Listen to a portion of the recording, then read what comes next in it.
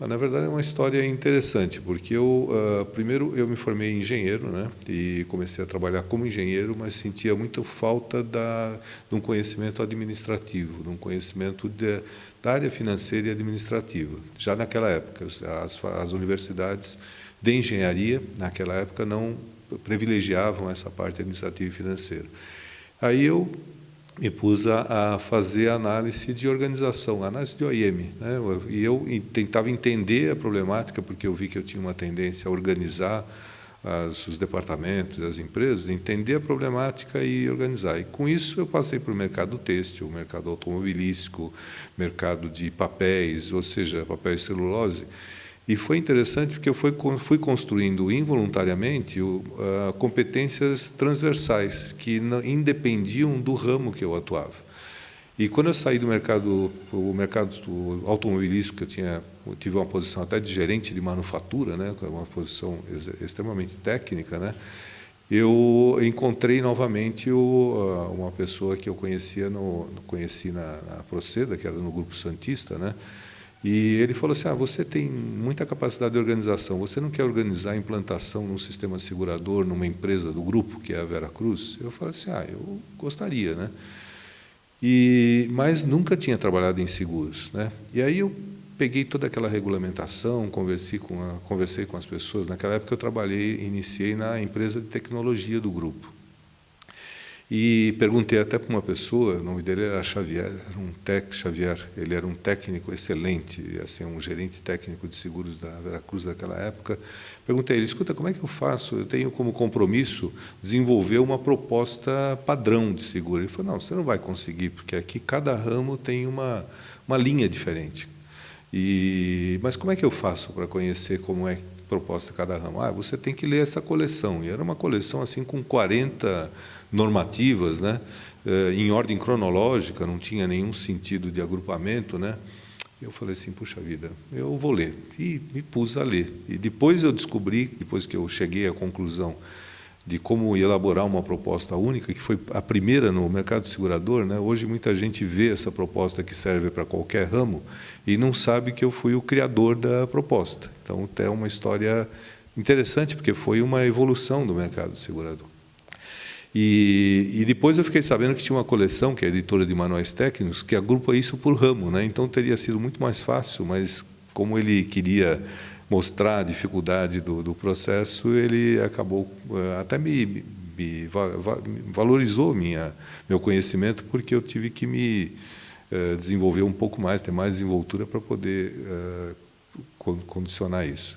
Aí me pus como implantador e organizador da implantação de um sistema para Veracruz, que naquela oportunidade tirou a Veracruz de 15º lugar, ela foi para o 8º lugar no ranking das seguradoras, pela implantação desse sistema. Era o primeiro sistema integrado de operações de seguro do mercado.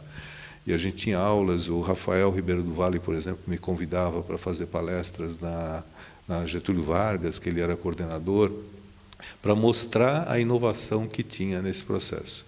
E eu tive uma pessoa brilhante do meu lado, que era o Sérgio Lovas, uma pessoa que infelizmente faleceu, vítima de um assalto na sua casa, né? Mas era uma pessoa assim que trabalhava 10, 20 anos na frente, era um tremendo empreendedor, né? E eu era uma das poucas pessoas que conseguia trabalhar com ele, porque ele levantava a bola e eu abaixava e chutava, né? Ou seja, era um elemento que eu implementava aquilo que ele sonhava, né? E ele era uma pessoa extremamente criativa. E durante muito tempo eu fiquei, no caso, 1 ano para implementar esse sistema, e aí eu fui convidado pela Veracruz Seguradora para ser o gerente da área de sistemas. E no que eu fiquei durante 8 anos, foi uma época maravilhosa, onde conheci o Sérgio Tim, que é um emblema do mercado, e conheci um presidente, que eu perdi o contato com ele, o doutor Inocêncio, que aconteceu até um assunto interessante para os jovens, né? Porque ele montou uma força-tarefa com os gerentes, que eu participei dessa força-tarefa, porque ele queria eliminar a quantidade de papéis que existia naquela época da empresa de seguros. Eu até brinquei, porque eu trabalhei numa empresa que fabricava papel, e aí eu passei para uma empresa que utilizava papel. E ele mostrou aquelas mesas cheias de papel. Ele disse assim: gente, olha o que a gente está fazendo para essa mocidade. A gente está mostrando para eles que trabalhar é encher a mesa de papel. Se eles saírem daqui e forem para uma outra empresa e a empresa tiver mesa limpa, ele vai começar a tirar papel da gaveta e pôr em cima da mesa, porque ele aprendeu que trabalhar é isso. Veja o prejuízo que nós estamos trazendo a esses jovens. Isso motivou aquele grupo a realmente fazer o trabalho. Foi uma menção que ele deu e que motivou, passou a ser o lema do projeto. E aí foi, ao longo da minha carreira na Veracruz Seguradora, teve uma série de outros pioneirismos, né? Foi o primeiro sistema de tarifação de corretores, eu fui representante da Veracruz na FENASEG, acabei me autoelegendo como secretário, porque fui convidado pelo Fernando Farias, que também era da Aliança da Bahia, uma pessoa histórica também, muito ativa no mercado, e ele me convidou para a comissão, e eu via que a comissão não era organizada. Aí eu falei assim: olha, eu vou fazer o seguinte, eu posso ser secretário dessa comissão, eu faço ata, eu distribuo o conteúdo das palestras. Ele falou assim: pode. E aí eu organizei aquilo lá, organizei e teve resultados excelentes. E o resultado mais relevante da comissão de informática, que eu cheguei a ser até o vice-presidente da comissão, foi o primeiro simpósio internacional de automação de seguros. Ele foi uma alavanca no mercado que saiu daquela dependência que tinha da tecnologia bancária para uma autonomia de automação dentro do mercado. O mercado cresceu a partir desse momento. E houveram 7 simpósios. A cada 2 anos tinha esse simpósio de automação de seguros. Eu participei do primeiro como organizador, né, a pedido do FIDES, né, que é a Federação Interamericana de Empresas de Seguros, que eu estou me tentando relacionar agora, que eu estou fora do Brasil. E com isso eu fui palestrante, fui expositor, fui palestrante convidado, até o último, no 7º simpósio, eu fui convidado numa palestra plenária, onde foi a primeira vez que no mercado se falou em seguro virtual, né? Poucos sabem e poucos sabiam que aquilo também era uma homenagem que eu estava fazendo ao meu amigo Sérgio Orlovas, que aquela ideia de interporto, aquela ideia de ter um tipo de um portal para facilitar a comunicação entre todos os intervenientes numa operação de seguro, corretores, seguradoras e co-seguradores, era uma ideia dele, né? E eu apresentei aquela ideia, ela foi muito bem recebida pelo mercado, e naquele momento eu estava trabalhando em consultoria, né? E aquilo deu uma projeção importante no mercado. Agora, vinha uma dúvida, né? Por que eu gostava tanto de seguros, né? Eu, com a formação de engenharia, trabalhei em organização de empresas, em consultoria, trabalhei como gerente de fábrica, né? E foi até interessante que eu saí para o mercado, eu saí para a área de informática e organização para conhecer o lado administrativo.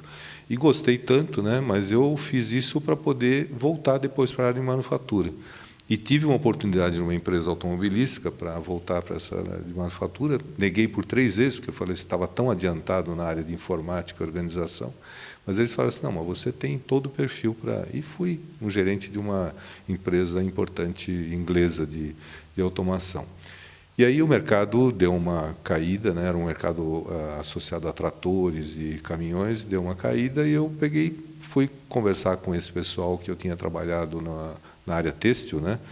O pessoal da Proceda, que era a empresa de tecnologia do grupo Lungborn, e me atraiu essa área, esse setor de seguros. Aí eu falei, sempre tive a dúvida, né? Aí eu descobri. Quando eu fiz 2 mestrados, né? Fiz um mestrado de administração e um mestrado de engenharia de produção, ligado à parte de informática. E aí eu comecei a buscar temas para a minha dissertação. E aí eu percebi, porque eu tenho, originalmente, quando era bem jovem, eu tive uma formação musical. E foi uma formação musical erudita, não era uma formação popular. Eu tocava peças eruditas no acordeon, para você ter uma ideia. E eu me formei professor de música, e quando você toca uma partitura erudita, você toca seguindo uma partitura, você não toca de ouvido, né, como a gente costuma dizer na maneira popular. E aí eu associei isso, por que eu gostava tanto de regulamentos, ou seja, regulamentos, manuais, procedimentos, que para mim tinha que ter uma partitura para eu poder conduzir algum processo. Então, se não tivesse, eu criava a partitura para criar um manual, um procedimento. E como a área de seguros era extremamente regulamentada, isso me atraiu com uma volúpia interessante.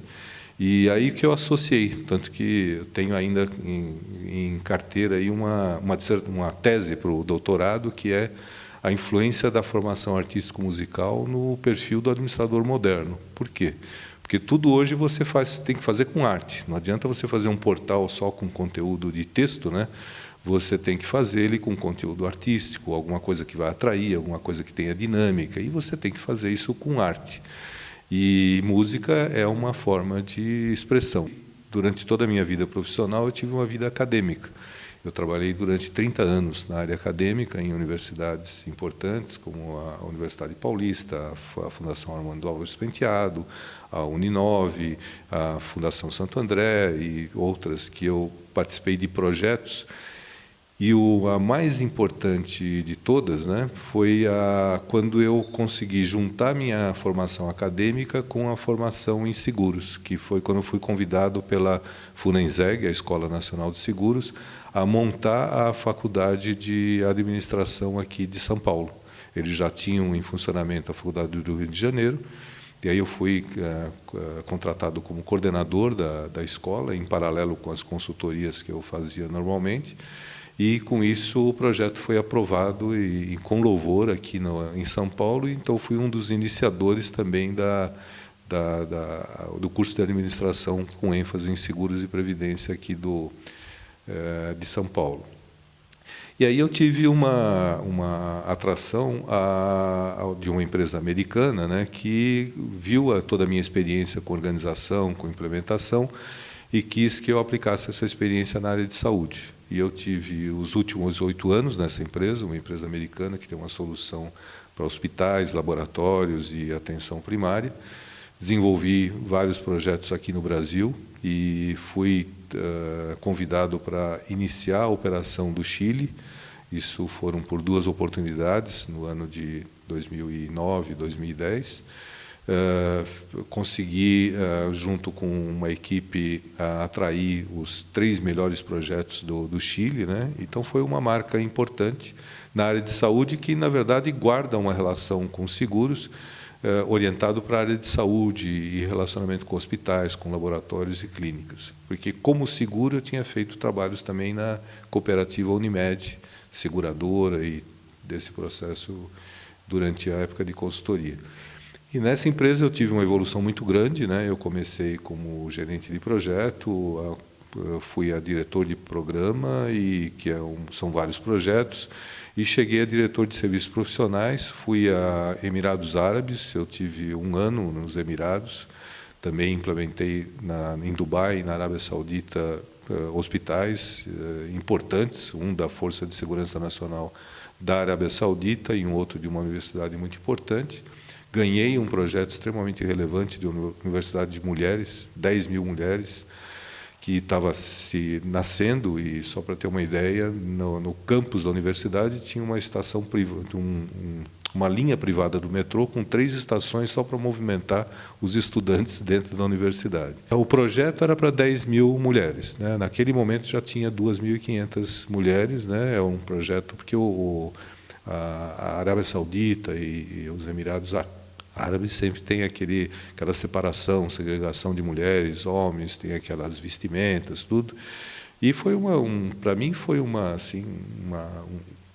experiência impressionante. Eu melhorei a minha fluência no inglês e melhorei com um trabalho, engordei meu currículo aí com um trabalho de experiência internacional, até o momento que me convidaram para voltar para o Chile, né, que os projetos estavam precisando da minha presença no Chile, e eu encerrei aí as atividades com essa empresa no mês de fevereiro.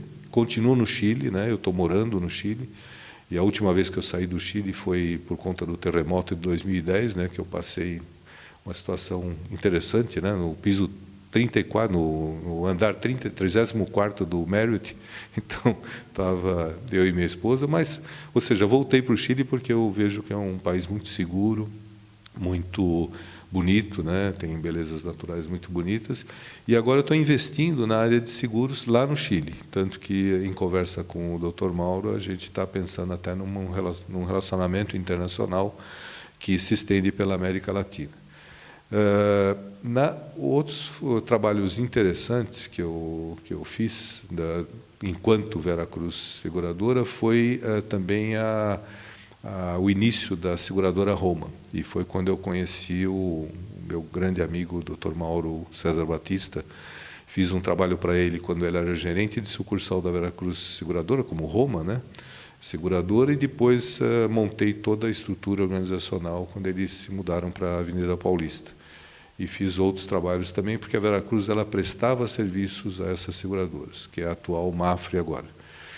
E o trabalho, eu acho que foi bom durante esses 8 anos, e eu fui convidado novamente pela Proceda, que era a empresa de tecnologia, para desenvolver uma segunda versão daquele sistema original, já dentro de uma tecnologia mais moderna e bem avançada. E eu fui o gerente de produto, responsável pelo produto e pelo desenvolvimento dessa aplicação.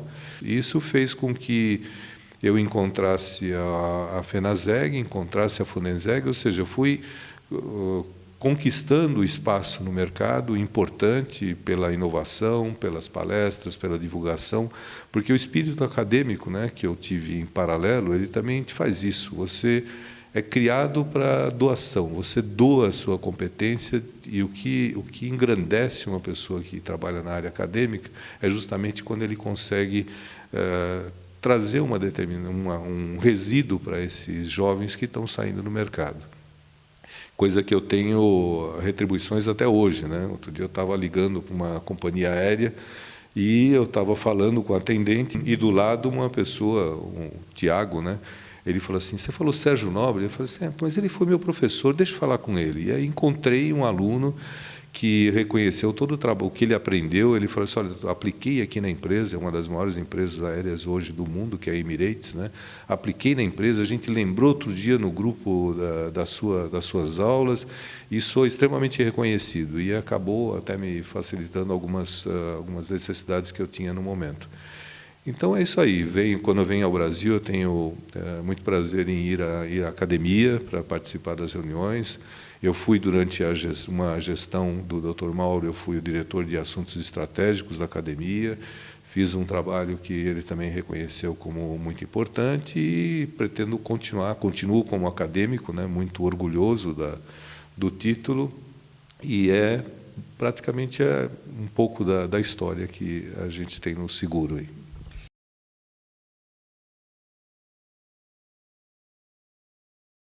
Eu vejo que está na hora de outro grande salto, né? Na época que eu trabalhei com bastante profundidade no mercado de segurador, ele pulou da faixa de 1% para 3% e cresceu um pouco mais do que isso. Mas ele, comparado com os outros mercados, ele se compara, por exemplo, o Chile, ele tem 4,5%, quase 5% do PIB como seguros, né? Então é um processo avançado, tem um resseguro um pouco mais aberto, e comparado com outras economias de grandes potências, ele também está muito abaixo, né? Então tem uma série de iniciativas. Eu acho que as próprias instituições do mercado segurador apresentam projetos importantes, relevantes, mas falta um pouco mais de empenho para que isso se junte, né? Porque tem iniciativas isoladas, a iniciativa dos corretores, a iniciativa das seguradoras, a iniciativa das prestadoras de serviços, a iniciativa das empresas de tecnologia, mas em determinados momentos você vê que é um mercado, que é o único mercado em que os concorrentes se comunicam, né, para poder administrar um risco, né, acima de determinadas quantias, né? Então eles negociam a sua participação no risco, mas é um mercado que, em termos de serviços e empresas que complementam esse processo, hospitais, laboratórios, acabam não se integrando. Eu via, naquela época que eu trabalhava profundamente no mercado segurador, eu vi uma dificuldade muito grande das grandes grupos seguradores admitirem que podiam trocar informações, trocar dados, e A SUSEP teve algumas iniciativas nesse sentido, mas tem algumas coisas que deveriam ser mais obrigatórias, né? Seguros, por exemplo, de responsabilidade civil, seguros que estão associados a uma garantia de um processo de evolução do próprio mercado e economia. E o microseguro, eu acho que está ganhando seu papel, eu acho que ele está entrando numa faixa de economia que é importante no mercado, que é as classes C e D, né? E que, porque pode trazer um pouco mais de segurança, porque, na verdade, a segurança é a palavra, né? As pessoas que buscam segurança, ela poderia ser utilizada até como um elemento de marketing muito importante dentro desse processo. Mas eu vejo um crescimento, quer dizer, eu vejo que, sem dúvida nenhuma, tem ações que poderiam dobrar esse índice percentual do PIB com algumas ações que já vêm, não são tão inovadoras, ou seja, são ações que foram propostas durante esse tempo e, às vezes, alguma restrição do próprio mercado, alguma restrição do próprio governo acaba não concretizando a ideia. Mas eu acho que tecnologia é um ponto importante que pode alavancar esse processo, como alavancou quando ele subiu de 1 para 3%, né, por cento do PIB, mas eu acho que acabou se distanciando um pouco. Então, eu acho que é juntar tudo isso dentro de um contexto onde a gente possa simular. O Simpósio Internacional da Automação de Seguros, ele tinha um pouco dessa missão. Só que, a partir de um determinado momento, ele começou a repetir as tecnologias. Então, ele não incentivou as empresas de tecnologia a uma inovação para colocar à disposição no mercado algo que pudesse dar mais dinâmica, dar mais resultado e dar uma prevenção à fraude, por exemplo, que é um tema extremamente importante. Eu diria que é o primeiro, é o prioritário, né? E tem várias tecnologias que podem fazer com que isso se minimize. Então, é questão de implantar e levar para frente, deixar atividades que não são core da empresa, terceirizar. Tem empresas de serviços extremamente competentes para fazer esse trabalho. Então, é saber separar o joio do trigo. Mas eu vejo muitas oportunidades, até comparado com mercados internacionais, que é o que eu estou começando a conhecer.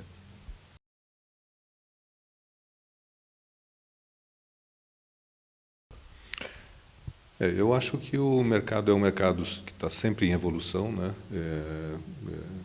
Isso é um fato, ele praticamente mede as oscilações da economia, é o primeiro reflexo, porque ele trabalha em todos os setores da economia. Isso é outra coisa que também me atrai, né? Porque também foi o fundamento da minha evolução profissional. Trabalhei em vários setores da economia. E então eu vejo que ele é um mercado que tem uma facilidade, ao mesmo tempo é complexo, né, de se ajustar aos setores que estão crescendo. E essa dinâmica é que talvez seja importante de explorar no mercado segurador. Porque à medida que ele trabalha com todos os setores, e como existe, é como um mercado de ações, né? Você tem que estar sempre de olho e estar aplicando naquele que te agrega mais valor. E não deixar os anteriores, mas você tem que ter sempre alguma coisa que complemente ou que, pelo menos, compense, né, as perdas de algum ramo com outros ramos. E ter um pouco da visão das empresas de tecnologia, né? Quando é que uma empresa de tecnologia ela é crescente, ela é lucrativa? Quando ela tem uma receita recorrente. Ou seja, o importante não é você só ter seguros novos, mas é você manter os seguros antigos. E eu tive uma fase, agora acho que o mercado está bem mais esperto nesse sentido, mas onde só se pensava em conquistar novos segurados e não se dava a menor atenção ao segurado fiel, aquele que realmente mantinha a sua fidelidade com uma seguradora. Então, hoje continua uma concorrência. Você tem um segurado que todo ano ele está buscando aquilo que melhor lhe convém, né? E até porque as empresas também são criativas e cada uma traz a sua inovação ao mercado para poder conquistar novos clientes. Mas eu acho que o investimento na fidelização ele é um tema importante para o mercado e ele é o que pode fazer o mercado crescer, porque na medida que você está trocando está conquistando sempre produtos novos, você sempre está tirando de uma seguradora e colocando numa outra, e poucos novos são realmente novos no mercado. Então, eu acho que esse seria uma recomendação, né, às seguradoras realmente investir na fidelidade do cliente, que era algo que acontecia no passado e que eu vejo que hoje é um pouco mais competitivo, o que é saudável para o mercado, mas, em contrapartida, é onde eu vejo um espaço de buscar uma receita recorrente mais atrativa aí para o segurado que se mantém. Até porque o seguro do Brasil, se pensar no seguro de automóvel, ele é o inverso do mercado americano, por exemplo. Você entra, se você tem sinistro, o teu seguro vai aumentando. Aqui no Brasil, você entra com uma taxa, um prêmio alto, se você não tem sinistro, o seguro vai abaixando.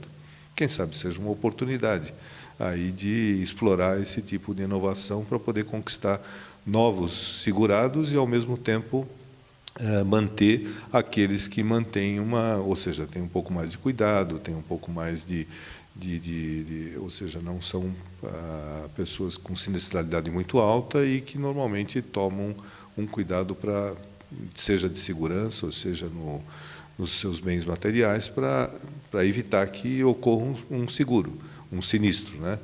Na verdade, ninguém quer um sinistro, né? Não é uma rentabilidade. E, por outro lado, investir também muito na prevenção à fraude. Eu entendo que é o ponto número 1, né, de aumento da lucratividade das empresas, é investir usando alta tecnologia em sistemas de prevenção à fraude, que é uma alavanca importante aí para a lucratividade, porque a fraude sempre é uma coisa que você mede pelo que você conhece, mas o que você não conhece normalmente é de 3 a 5 vezes maior do que aquilo que você conhece.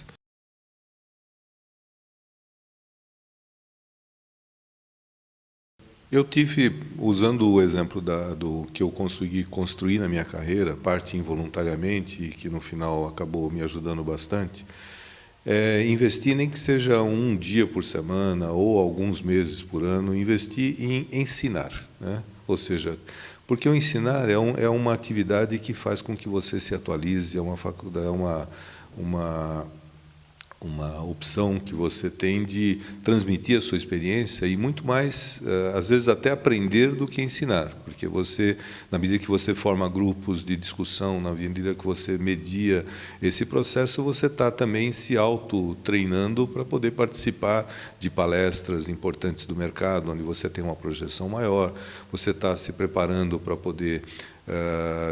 você está sempre atualizado, você está sempre se preparando para inovações, né? Então, esse é um conselho, sempre ter uma atividade paralela que seja ou no mercado ou na área acadêmica, e que é um pouco mais restritiva, você tem que ter. Eu, por exemplo, fiz os mestrados justamente para poder me consolidar na área acadêmica e acabei ocupando até cargos importantes de coordenador de cursos de pós-graduação das universidades, responsável por projetos de educação. Eu avancei até demais, mas eu acho que uma atividade paralela, que foi do meu início de carreira acadêmica, que seja um dia por semana, que seja um curso de 4 semanas, que você expressa a tua experiência, usa aquilo que você está praticando e, sem dúvida nenhuma, você vai crescer, você vai aprender e você vai se expor no mercado. Eu costumava dizer para jovens, né, que a maior fonte de emprego, né, para aumentar a sua empregabilidade, é fazer um curso de pós-graduação. Como eu era responsável pelo curso de pós-graduação e também de graduação, os meus alunos de graduação me cobravam: escuta, por que você não faz propaganda dos cursos de graduação, pós-graduação que você dá aqui na graduação? Eu falei: porque vocês não estão preparados para poder... Então, normalmente é um ambiente de pós-graduação, um ambiente de executivos, é um ambiente de pessoas que lideram dentro da empresa. São oportunidades que você tem durante um ano e meio que você está fazendo uma pós-graduação. Você está participando de grupos e você está ampliando a sua rede de contato, não com pessoas que você só encontrou num café, num almoço, mas com pessoas que você desenvolveu trabalhos acadêmicos e que sabem qual é o valor que você pode aportar numa empresa. E vão lembrar de você no momento que precisarem de alguma pessoa com aquele perfil. Então, isso é uma recomendação que eu daria aos jovens. Tem em paralelo uma atividade de treinamento ou acadêmica e cursar cursos de pós-graduação, não para usar no futuro, mas cursos de pós-graduação que tragam para ele uma especialização que ele precisa no momento. Porque pós-graduação é uma coisa que você tem que aprender hoje e usar amanhã. Você não consegue guardar, como ele é muito especializado, você não consegue guardar para utilizar daqui 5 anos. Então, essa seria uma recomendação que eu daria aos jovens executivos.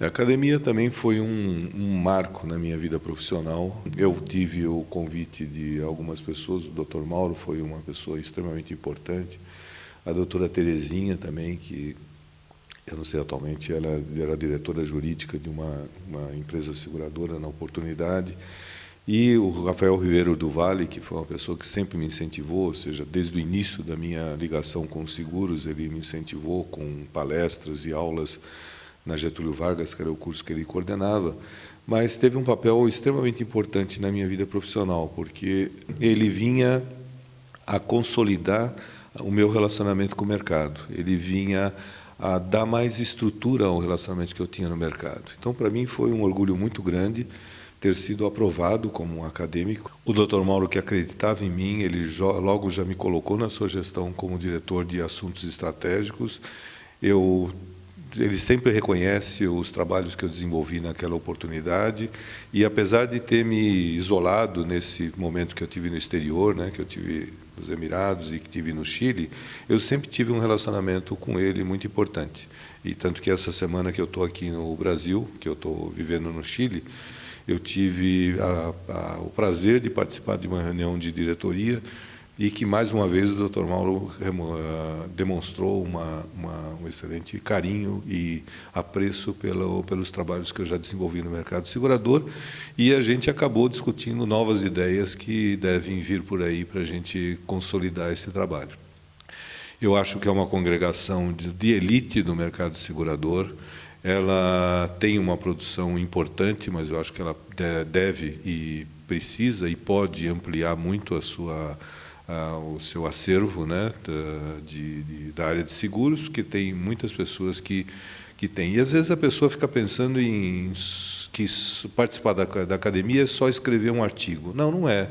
É doar um livro, é doar uma revista que você guardou num determinado tempo, é você ter uma fita de vídeo de um evento, você convidou uma pessoa, conseguiu um patrocínio, você convidou uma pessoa para fazer uma palestra importante sobre temas atuais. Então, isso é participar da academia. Às vezes, a pessoa fica muito presa a escrever um artigo e, às vezes, nem sempre a pessoa está inspirada para escrever um artigo, né? Qualquer elemento que ele possa agregar à academia vai ser um elemento importante para poder coordenar uma atividade, preservar a história do seguro, lembrar de eventos importantes que o mercado segurador, que me atraiu bastante, sempre teve eventos assim muito importantes a nível nacional. Então, é isso que eu guardo da academia, muito apreço, e pretendo continuar participando da academia, independente do país que eu esteja, né? E pretendo desenvolver trabalhos de bastante proximidade, agora com essa oportunidade de estabelecer uma relação da academia com os países hispano-latino-americanos, que acho que vai ser muito importante para o crescimento da academia nesse momento.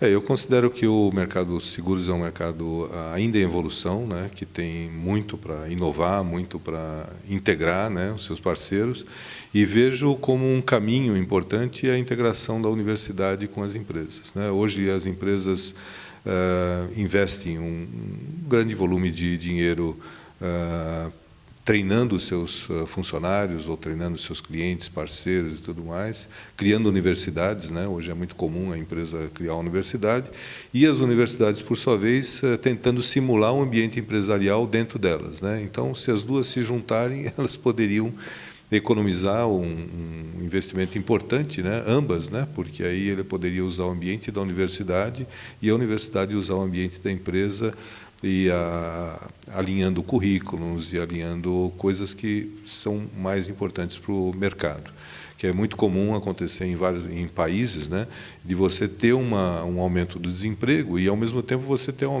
aumento de demanda por especializações. E às vezes não se combinam, né? Então, o que falta aí? Falta exatamente o elemento de ligação para poder capacitar essas pessoas que estão perdendo seu emprego, porque trabalhavam com tecnologias ultrapassadas, para trabalharem com especialidades e técnicas novas. Então, eu vejo que essa poderia ser uma ideia para o mercado, né? Além de outras, que é aquela integração com o mercado de tecnologia. Mas considero que é um mercado extremamente... tem um potencial incrível, né? E eu creio que vale a pena investir nesse mercado.